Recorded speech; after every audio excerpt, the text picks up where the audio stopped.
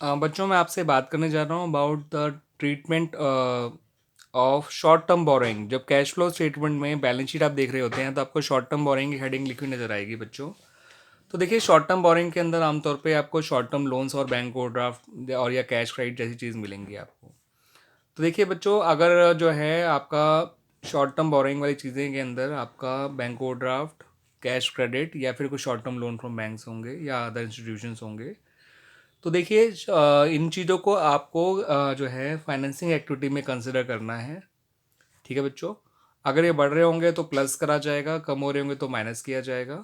ठीक है, बट बेशक short term borrowing current liability वाले हेडिंग के अंदर लिखा होता है। ठीक है बच्चों, बेशक आपका short term borrowing current liability के अंदर लिखा हुआ होता है, लेकिन आपको इसको जो है फाइनेंसिंग एक्टिविटी में ही कंसिडर करना है।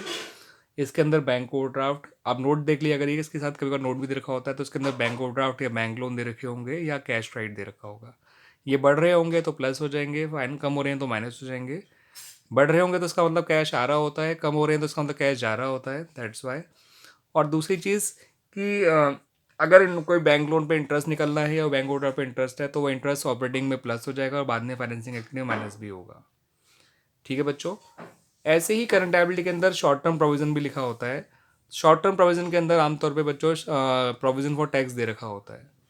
तो प्रोविजन फॉर टैक्स का ट्रीटमेंट जो है वो CSCL के अंदर नहीं किया जाता। प्रोविजन फॉर टैक्स जो होता है उसका जो आपने tax provided during the year होता है, जो नॉर्मली करंट ईयर का बैलेंस होता है, वो नेट प्रॉफिट बिफोर टैक्स निकालते इसमें प्लस कर दिया जाता है टू द नेट प्रॉफिट जो आपने बैलेंसिंग स्टेटमेंट ऑफ P&L से निकाला होगा उस प्रॉफिट में।